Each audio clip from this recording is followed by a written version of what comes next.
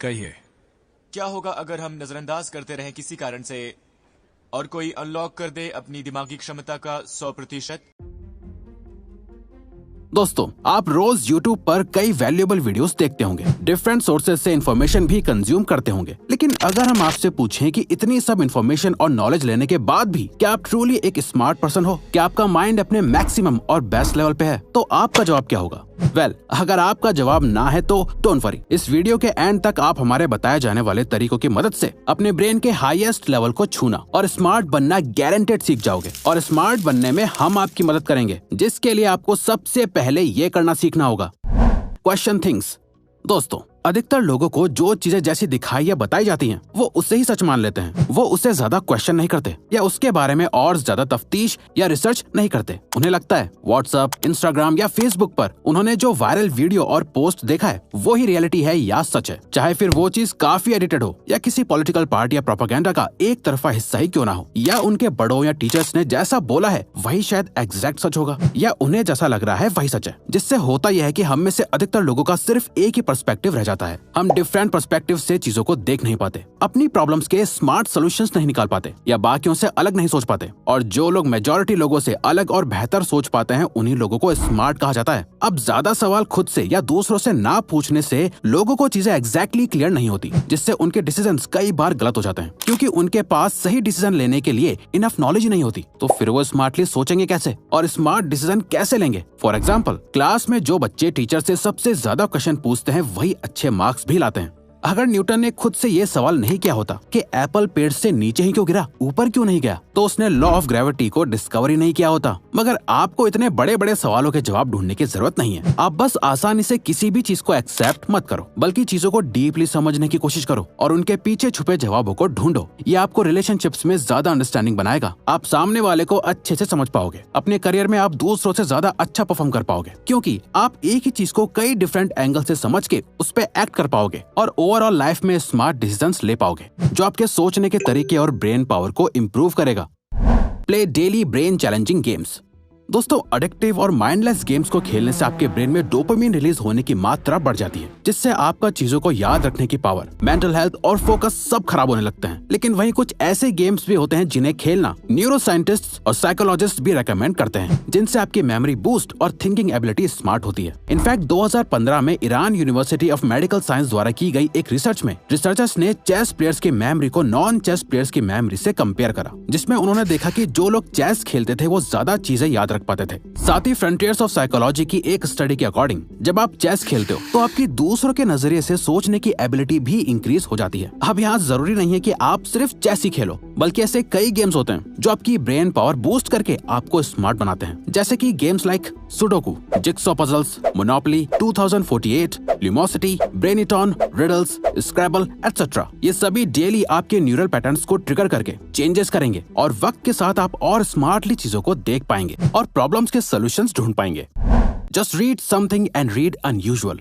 दोस्तों, ये हम अपने खुद के पर्सनल एक्सपीरियंस से बोल रहे हैं। अगर हम अपने फोकस का क्रेडिट किसी चीज को दें तो उसका एक बहुत बड़ा हिस्सा और रीजन डेली रीडिंग भी है। और साइकोलॉजिस्ट बताते हैं कि रीडिंग हमें सिर्फ और ज्यादा इंटेलेक्चुअल ही नहीं बनाती, बल्कि रीडिंग हमारे ब्रेन का फोकस भी बढ़ाती है, साथ ही शार्प और स्मार्ट भी। इवन ईयर 2009 में scientist Timothy Keller and Marshall ने दुनिया के सामने एक एविडेंस रखा, जिसके अकॉर्डिंग रीडिंग से हमारा ब्रेन खुद को फिजिकली रिवायर करता है, यानी अपने न्यूरल कनेक्शंस को और ज्यादा बढ़ाता है और साथ ही हमारे ब्रेन के अंदर व्हाइट मैटर ज्यादा बढ़ाता है। अब ऐसा इसलिए होता है क्योंकि जब आप रीडिंग करते हो तो आप अपने पर्सपेक्टिव को चैलेंज करके अपने माइंड में एक नई या इम्प्रूव इन्फॉर्मेशन रजिस्टर कर रहे होते हो। वर्ड्स को पढ़ते हुए आप उस सिचुएशन को इमेजिन करते हो, अपने माइंड में पिक्चर्स क्रिएट करते हो और उस चीज के बारे में बहुत ज्यादा सोचते हो, जो आपके ब्रेन के कई सारे पार्ट्स को एक साथ एक्टिव कर देता है। रीडिंग करना ऐसा ही है जैसे फिजिकली स्ट्रांग बनने के लिए आप जिम जाके एक्सरसाइज करते हो, वैसे ही रीडिंग करने से आपके ब्रेन की एक्सरसाइज होती है और आपकी मेंटल मसल्स बिल्ड होती हैं, जो आपको ज्यादा स्मार्ट बनाती हैं। यही रीजन है कि वर्ल्ड के अधिकतर स्मार्ट और सक्सेसफुल लोग आपको बुक्स पढ़ते हुए या बुक्स का जिक्र करते हुए दिखाई देंगे।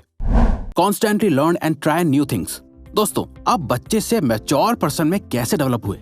आप स्कूल गए, आपने नई लैंग्वेजेस सीखी, नए सब्जेक्ट्स पढ़े, नई स्किल्स सीखी, उन चीजों के बारे में जाना जिनके बारे में आपने पहले कभी नहीं सुना था। Maths, physics, English, Hindi, art, sports, science, life, क्या क्या नहीं सीखा, जो आपके ब्रेन के लिए कितना चैलेंजिंग था। पर इन सभी को सक्सेसफुली समझने के बाद ही आज आप समझदार बन पाए। तभी बोलते हैं कि एक एजुकेटेड और अनएजुकेटेड इंसान में काफी डिफरेंस होता है। लेकिन प्रॉब्लम तब आती है जब हम कुछ नया सीखना और अपने ब्रेन को चैलेंज करना ही छोड़ देते हैं, जबकि खुद को अपग्रेड करते रहना ही हमारा गोल होना चाहिए। जो लोग लाइफ लॉन्ग लर्नर होते हैं और कुछ न कुछ सीखते ही रहते हैं, वही आगे निकल जाते हैं, और जो खुद की कंडीशन से कॉम्प्रोमाइज कर लेते हैं, वो बाकी की भीड़ का हिस्सा ही बन के रह जाते हैं। इसीलिए आपको लर्निंग के प्रोसेस को हमेशा कंटिन्यू रखना चाहिए। आपको कॉन्स्टेंटली नई नई चीजें सीखते रहना होगा, वो चाहे कोई नई स्किल हो, एक नई हॉबी डेवलप करना हो, नए लोगों से बात करना हो, या फिर एक नई लैंग्वेज सीखना। In fact psychological and cognitive sciences की एक स्टडी में ये देखा गया कि जो बच्चे एक से ज्यादा लैंग्वेज बोल पाते हैं, वो बाकी के बच्चों से ज्यादा स्मार्ट होते हैं और बेटर सोच पाते हैं। इसीलिए अगर आप नई चीजें ट्राई करके अपने ब्रेन को चैलेंज करके स्मार्ट बनना चाहते हो, तो स्टार्ट करने के लिए आप सबसे पहले इंग्लिश सीखने का ट्राई कर सकते हो। अब ज्यादातर लोगों को इंग्लिश समझ तो आती है, वो इंग्लिश पढ़ या लिख तो लेते हैं, पर बोल नहीं पाते। अगर आपको भी इंग्लिश बोलने में प्रॉब्लम आती है, तो कैमली की मदद से आप अपनी इंग्लिश स्पीकिंग स्किल को बेहतर बना सकते हैं।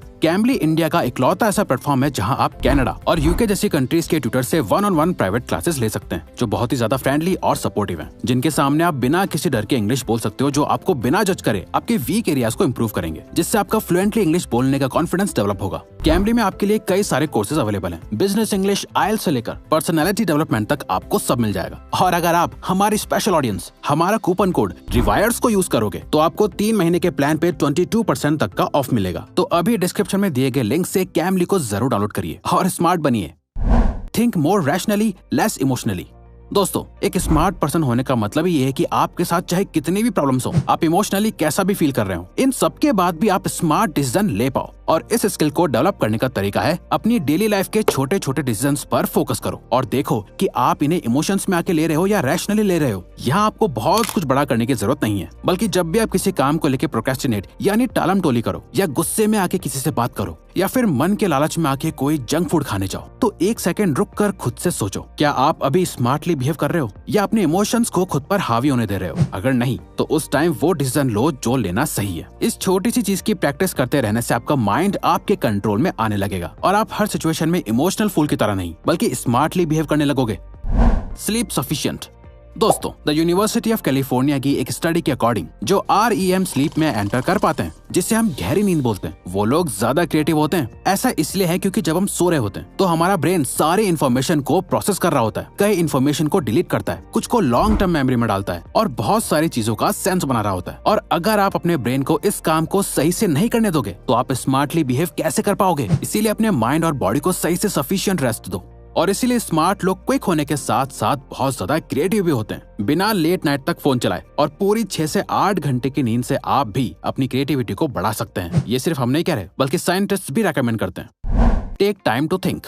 स्मार्ट लोग बहुत ही अच्छे ऑब्जर्वर्स होते हैं, और वो इसलिए होता है क्योंकि वो सोचने के लिए टाइम निकालते हैं, जिसे थिंकिंग टाइम भी कहा जाता है। तो आपके लिए भी ये बहुत जरूरी है कि आप अपने उन दिनों को या उन सिचुएशंस को याद करो जहां आप स्मार्टली बिहेव कर सकते थे, क्योंकि जो स्मार्ट लोग होते हैं वो अपने एक्सपीरियंसेस से सीखते हैं, जिससे कि वो सेम मिस्टेक को बार बार रिपीट ना कर पाए। जब आप रोज अपने लिए थोड़ा टाइम निकाल कर बैठोगे और अपने बिहेवियर को ऑब्जर्व करोगे, तो आपको खुद एक पैटर्न नजर आने लगेगा कि आप जैसा करते हो, सोचते हो, जो भी डिसीजंस लेते हो, वो गलत होते हैं तो क्यों गलत होते हैं, और आप लाइफ में क्या सही कर रहे हो, कहाँ आप स्मार्टली बिहेव कर रहे हो और कहाँ नहीं, और कहाँ आप स्मार्टली बिहेव कर सकते थे। थोड़ा टाइम निकालकर अपनी रूटीन, अपनी लाइफ और अपने बिहेवियर को समझने से आप कुछ देर में ही मेंटल क्लैरिटी हासिल कर सकते हो, जो आपके फ्यूचर डिसीजंस को बेटर करने में हेल्प करता है और आपको एक स्मार्ट पर्सन बनाता है। तो ये वीडियो यहीं खत्म होती है। अब अगर आपको ये वीडियो अच्छी लगी तो वीडियो को लाइक और चैनल को सब्सक्राइब करके हमें सपोर्ट करो और बेल नोटिफिकेशन ऑन कर लीजिएगा ताकि आप आने वाली वीडियोस मिस ना कर पाओ। Thank you for watching.